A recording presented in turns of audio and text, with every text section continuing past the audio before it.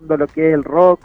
Eh, las presentaciones con la banda son mi prioridad ahora, como el sonido que le quiero dar también a mis próximos discos, que es la sonoridad en formato banda. Y aparte estas canciones que ya estaban esperando gente, eh, este formato que no se hizo esperar y salió este disco que fue grabado en Puerto Varas durante el año 2017. Y este año 2018, en mayo, lo lanzamos en un lindo lanzamiento en el Teatro Diego Rivera de Puerto Montt. Excelente. ¿Y cuáles son tus planes en el sentido de poder traer tu música pronto acá a la capital? Claro, es un desafío porque también mi intención es poder ser parte de este circuito o de la escena musical nacional. Y esto es el principio, como te decía, es un desafío. Pretendo poco a poco ser escuchado, que la gente conozca mi voz, que conozca estas canciones, estas historias que hablan de allá, del sur, de toda su magia. Y, y eso, después conocer a mis colegas, músicos, eh, y poder sacar algunas fichitas, ver conciertos en bares o conciertos íntimos también. Bueno, vamos a estar entonces súper atentos, José Miguel, a ¿Mm? cuando agendes en Santiago para poder tenerte acá y conversar más en extenso respecto a tu música, a las influencias y también a la propuesta. Por ahora nos quedamos Claro que con sí. tu sencillo Mírate, así que te dejamos para que tú lo presentes a los auditores y auditoras de Radiopolis. Bueno, para todos mis amigos que están escuchando la radio, quiero dejarlos invitados a que escuchen esta música. Está disponible en Spotify ya, los 5 álbumes, y también videoclips en YouTube. Me pueden seguir en mis redes sociales como José Miguel Gutiérrez. Y los quiero dejar con esta canción hermosísima, una historia de amor que me pasó a mí. Yo creo que más de alguno se va a sentir identificado con la letra. Esta canción se llama Mírate. Muchas gracias, José Miguel, y espero nos veamos pronto. Un abrazo. Chao. Chao.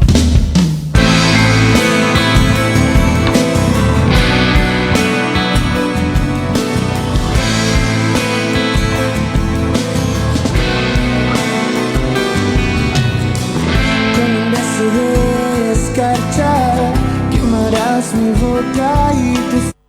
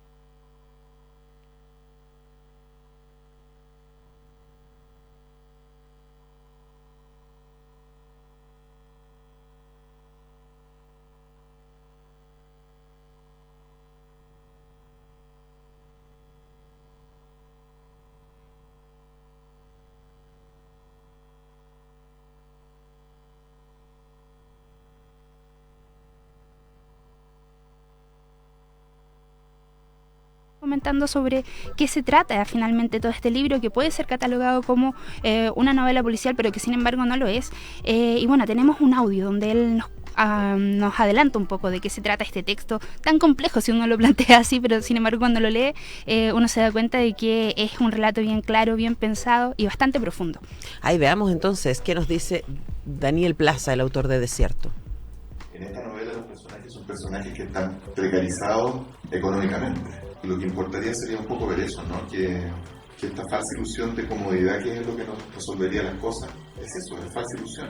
Y en realidad el mundo tiene cosas bastante espantosas, ocultas bajo la alfombra de esta aparente comodidad. Por ejemplo, yo tengo plena conciencia que cuando trabajé el capítulo del hombre del locutorio, que cuenta en un minuto aluda que trabajó en un mall, yo estaba pensando en la idea de lo que representa el mall en nuestra sociedad, y me refiero no solo a la sociedad chilena. Yo creo que el mall es un ícono, culturalmente hablando, justamente de lo que es la esencia de este sistema, que nos construye esta ilusión de la vitrina, que un poco nos va hipnotizando y vamos sintiéndonos muy cómodos en un estar ahí, y donde te están siempre estimulando el deseo, y el deseo está asociado al consumo, y pareciera que las cosas se te resuelven ahí.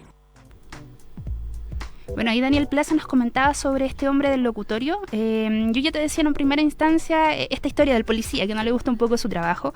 El segundo relato es este hombre del locutorio, que es un migrante que pasa por muchos trabajos distintos. Uno de ellos es barriendo el mall, en donde él, por ejemplo, entra a las 8 de la mañana y sale a las 12 de la noche. Y él se da cuenta de, por ejemplo, cómo vive esta sociedad a la que él llega, que los fines de semana es muy feliz porque tiene que llegar al mall, porque ahí hace su vida en familia, vive esta experiencia de la vitrina, donde muchas veces no puede comprar lo que está ahí, sin embargo es muy feliz. Es muy feliz en la superficie, claro, en el discurso. Sí, sí.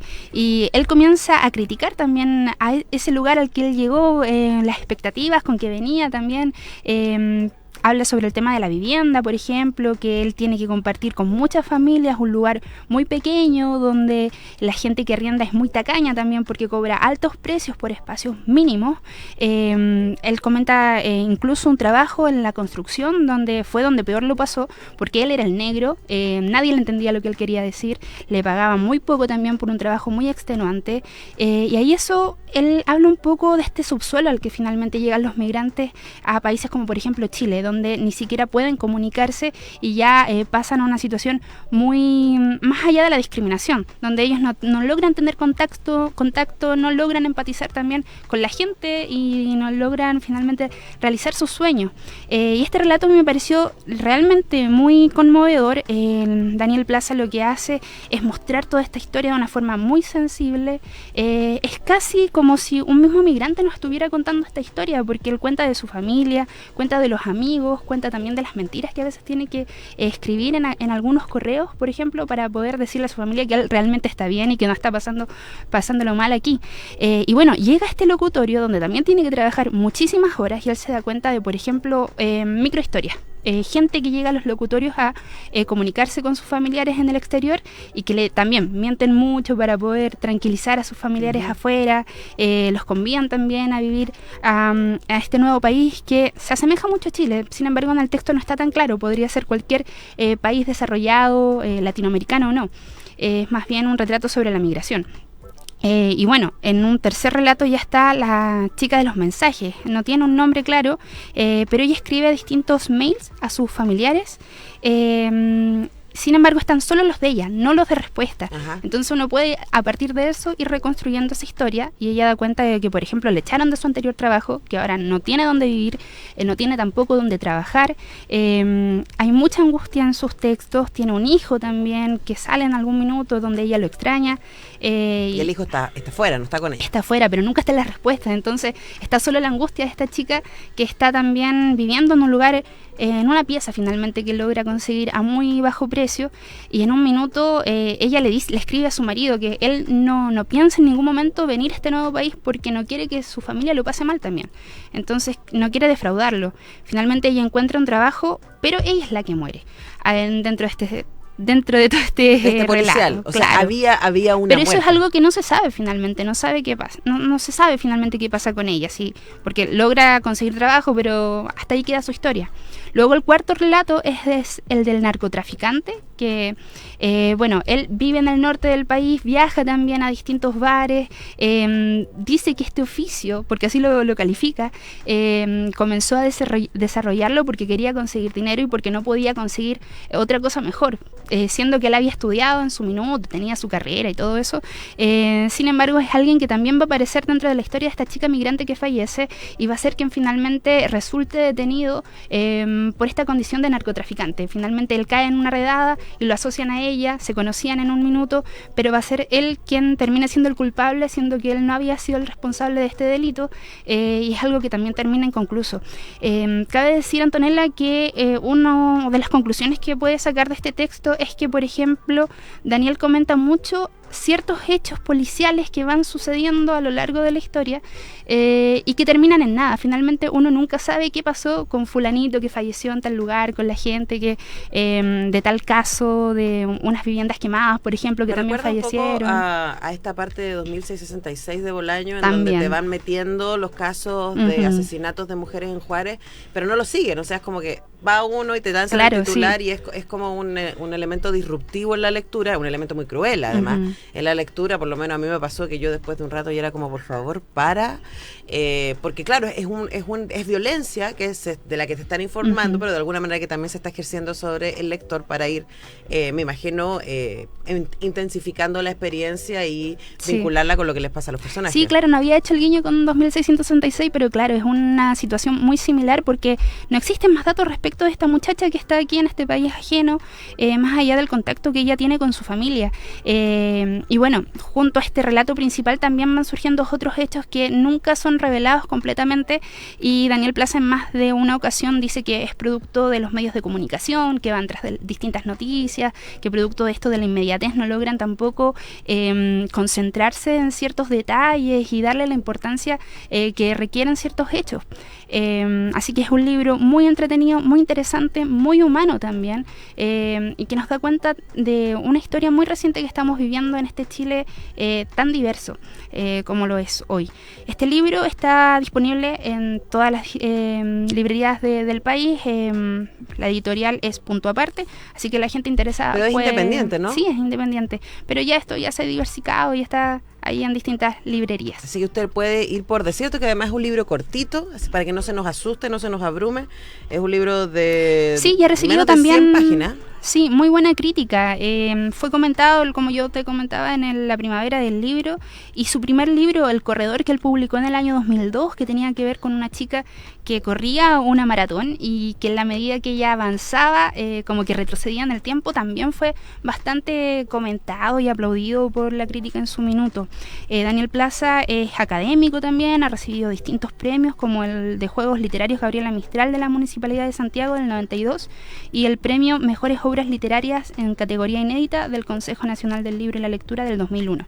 Así que ahí también hay un dato para poder conocer a este escritor chileno. Y una manera también de, por un rato, ponerse en la piel de los migrantes y entender que todos lo somos de una u otra manera. Exacto. Todos venimos de algún lugar y vamos hacia otro. Desierto, Daniel Plaza, la recomendación entonces de Abril Becerra. Hoy día, muchas gracias, Abril. No, a ti. Chao, que estés bien. Nosotros vamos a una pequeña pausa y ya continuamos con más Semáforo.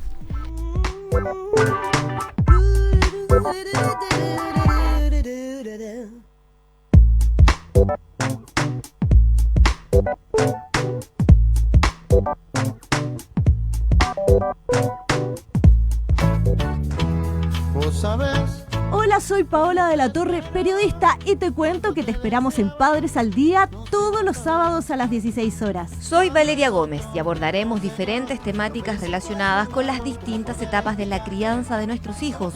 También tendremos datos, entretención, emprendimientos y todo lo que a ti, mamá y papá, te interesa saber. Recuerda, Padres al Día. Todos los sábados a las 16 horas por la 102.5 FM, Radio Universidad de Chile.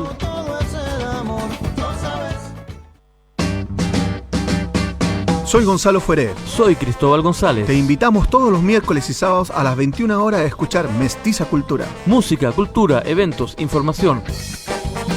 No se pierdan Mestiza Cultura. En la 102.5, Radio Universidad de Chile. La radio que piensa. Pequeñas cosas guardadas en su alma que no quiere mostrar. Because I'm ¿Cómo están, queridos amigos? La invitación es para que nos sintonicen de lunes a viernes a partir de las 1:30 de la tarde y hasta las 3 vamos a estar juntitos. Aquí, en Radio Universidad de Chile, 102.5 de la frecuencia modulada, siempre en buena. ¿Con quién? Con Paulina Nis. Radio Universidad de Chile te invita a escuchar los miércoles a las 20 horas Diálogos, un programa del Instituto de Chile, conducido por Fernando Lolas, académico de la lengua en la radio que piensa. Diálogos, un programa para la promoción del cultivo, progreso y difusión de las letras, las ciencias y las bellas artes.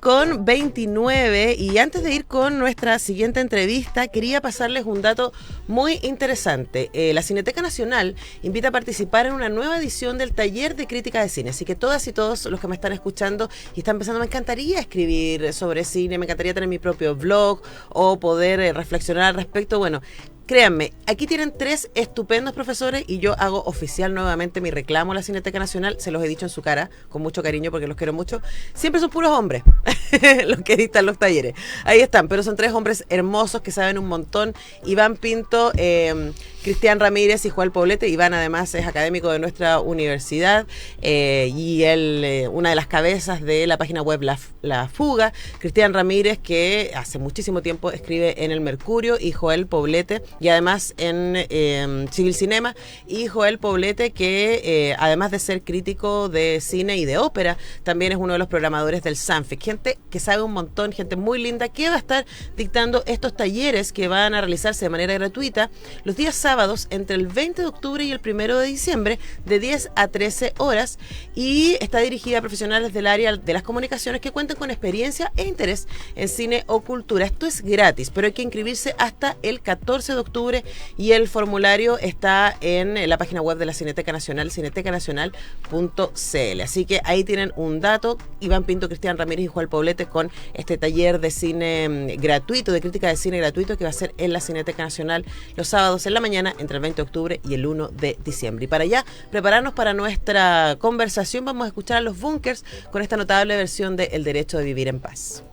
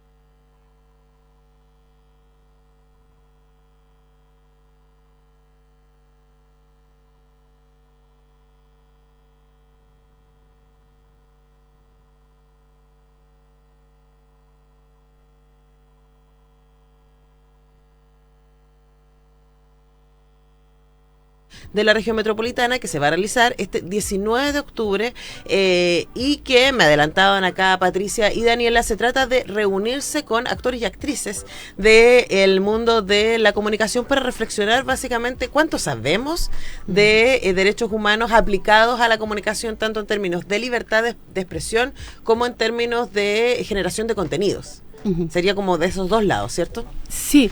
Bueno, esta iniciativa es importante mencionar que está siendo ejecutada en conjunto con el Consejo Nacional de Televisión, con CNTV Infantil específicamente, que está trabajando junto a todo el Consejo en incorporar el enfoque de derecho y también en los derechos de la niñez en la producción audiovisual, específicamente.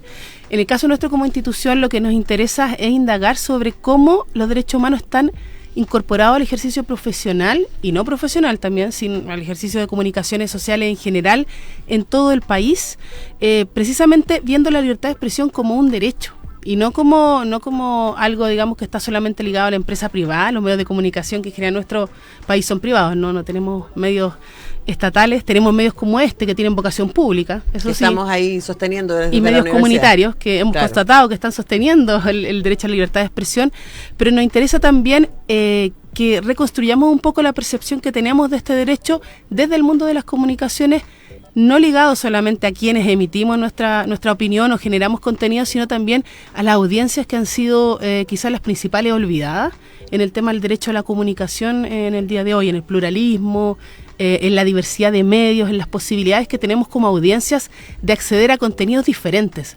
No una cantidad de medios muy grande, que la tenemos, sino que a contenidos que nos den diversas formas de ver la vida.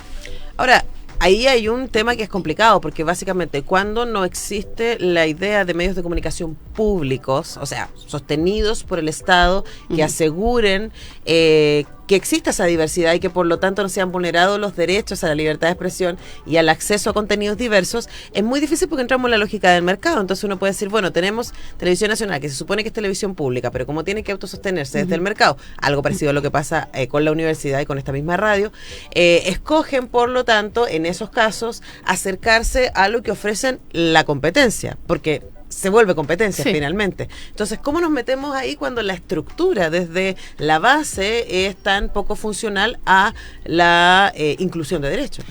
Bueno, nosotros como institución hemos diagnosticado el tema del pluralismo y de la diversidad de medios en nuestros informes anuales, y como institución nos cabe la tarea, digamos, de poner el tema sobre la mesa, porque efectivamente quizás son necesarios cambios en la legislación también. Empecemos en la legislación que aplica a las radios comunitarias, que es un tema que se ha diagnosticado en las regiones donde hemos estado.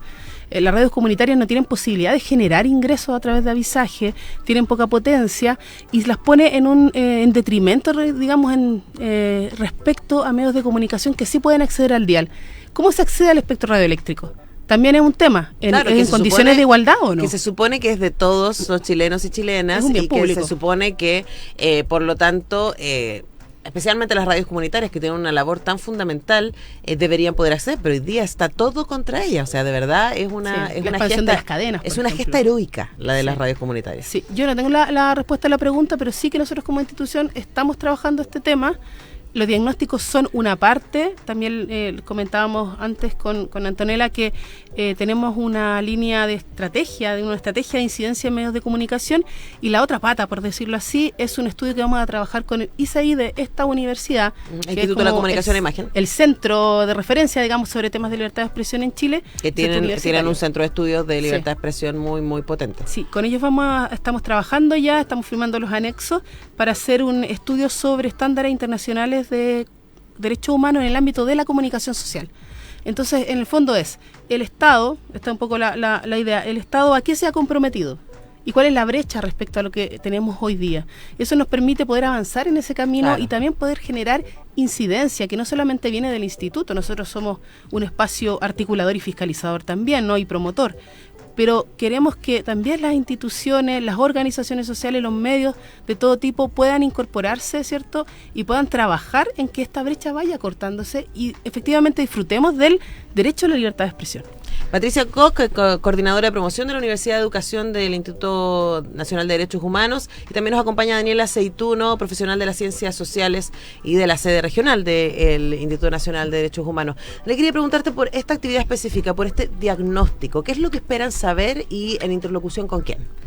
Sí, bueno, como decía Patricia, estamos trabajando con el Consejo Nacional de Televisión y una de las preocupaciones que tú planteabas, Antonella, sería muy interesante que también pudieses mencionarla en el encuentro que vamos a tener en la región metropolitana, así es que aprovechamos de invitarte. Muchas gracias. Para que puedas estar y acompañarnos, porque también sabemos que cada región tiene realidades diferentes, no solo en torno a las problemáticas que derivan específicamente del derecho a la educación, al derecho a la comunicación, sino que también respecto de las agendas particulares que tiene cada territorio.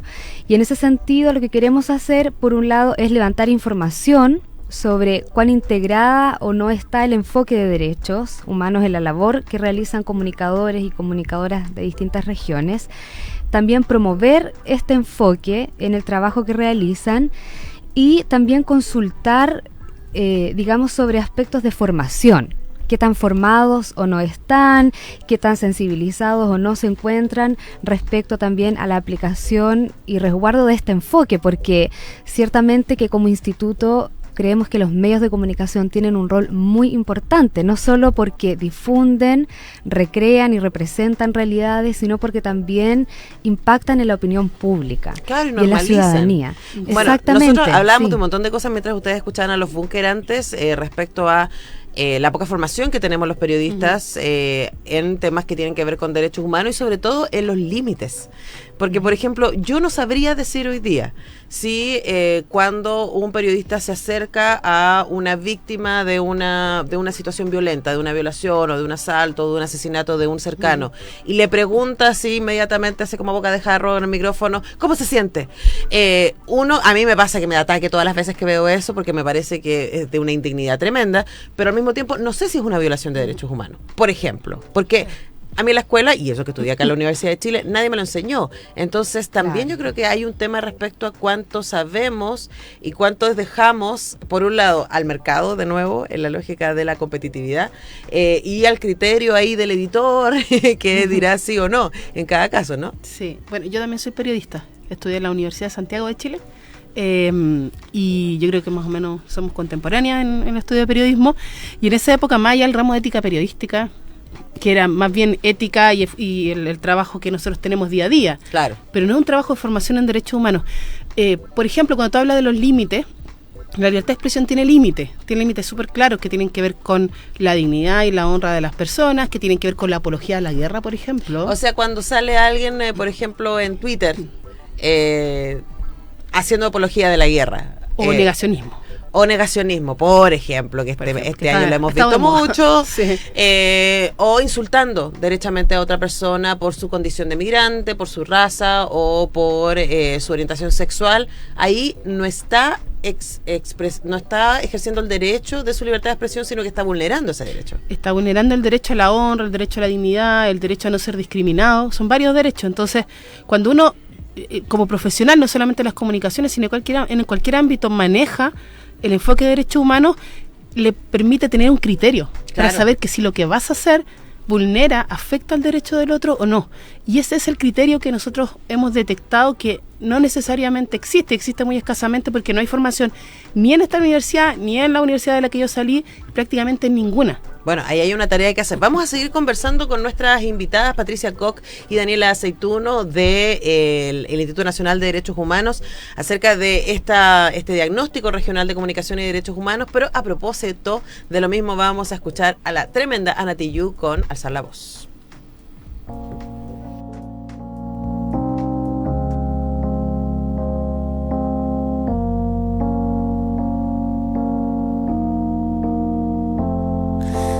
Respirar para sacarle voz, despegar tan lejos como un águila veloz, respirar un futuro esplendor.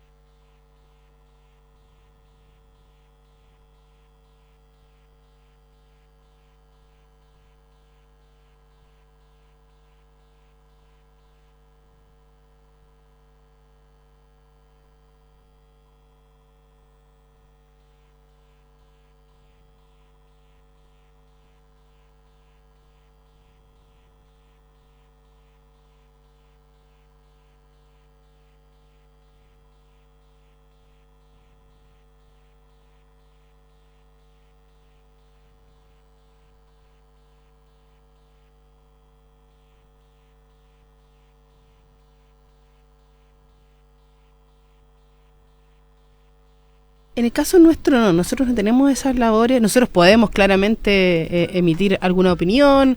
Hemos sido parte de denuncias frente al Consejo Nacional de Televisión por algunos programas que, por ejemplo, son de telerrealidad, como le llaman, en las cárceles. Claro. O que se muestran allanamientos a poblaciones donde las personas quedan expuestas, personas que además no se les respeta la presunción de inocencia, que es otro tema en la prensa, porque además no hay derecho al olvido, se está discutiendo sobre eso. Entonces, no sé, el día de mañana yo cometo un error o se sospecha de mí y yo quedo como culpable para siempre en las redes sociales. Claro. Mi hija va a poder buscar mi nombre y va a salir que probablemente hice algo, y si no lo hice, no se rectifica, no hay derecho al olvido. Queda para siempre manchado tu nombre en las redes sociales. Por lo tanto, por eso el ejercicio periodístico de comunicación es tan relevante, porque estás influyendo en la vida de las personas. No es solamente un titular, es la vida de las personas la que se ve afectada. Y en el caso de las personas migrantes, como dices tú, hay ciertas como olas, ¿no? Vuelve el tema de la delincuencia, después vuelve el tema de que sí son un aporte, y nosotros decimos, las personas migrantes, como todas las personas, son personas que tienen derechos independientemente de si son un aporte o no, independientemente de si tienen trabajo o no, independientemente de su nacionalidad. Siempre van a conservar sus derechos. Y si faltan a través de un delito, digamos, y vulneran a alguien, ¿cierto?, van a cumplir una pena. Y aún cumpliendo esa pena conservan sus derechos. Pero son esos los mensajes que no están hoy día presentes en los medios de comunicación. La dignidad de todas las personas y el respeto también a su integridad. Ahora, aquí una pregunta más bien contextual, porque de verdad yo estoy como un poco atacada con lo de Bolsonaro esta semana. Y estoy pensando en qué es lo que estamos diciendo. Estuve a principios de año en Estados Unidos y conversé con mucha gente respecto al efecto Trump en términos comunicacionales. O sea, aquí tenemos a un hombre cuya frase más famosa era "You're fired", y su gesto, ¿cierto?, siempre muy despectivo con el resto de las personas, y él ahí en la Casa Blanca. Y luego 46 millones de personas votaron por alguien que ha defendido la dictadura, que ha dicho que prefería que si tuviera un hijo homosexual que muriera en un accidente, que ha dicho que se torturó demasiado la dictadura, que faltó matar gente. O sea, de verdad, unas cosas escalofriantes, y 46 millones de personas votaron por él. Y podríamos seguir con Macri en Argentina, y con Duque en Colombia, y así con gente que ha expresado, bueno, nosotros tampoco estamos tan lejos, que ha expresado una simpatía por situaciones exactamente de vulneración a los derechos humanos. ¿Qué rol han tenido los medios de comunicación, creen ustedes, así muy inicialmente, respecto a el éxito, entre comillas, en las urnas de estas personas?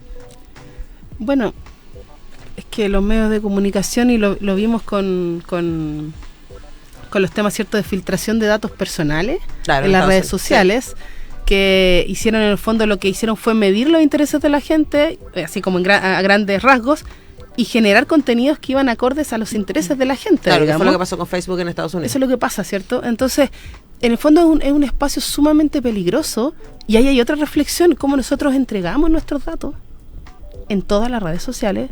Cuando entramos a Google, y lo hacemos con nuestro usuario y no en forma anónima, cuando no usamos buscadores que no tengan rastro, que hay algunos, digamos, nosotros mismos estamos también, en el fondo, desatendemos nuestra propia seguridad, que es un tema del Internet y derechos humanos, que hoy día también es un tema para los derechos Estuvimos humanos. hablando hace poco a propósito de un encuentro que hubo en la Facultad de Derecho sobre derechos humanos y mundo digital, que es un tremendo, tema emergente, tremendo mundo. La huella digital.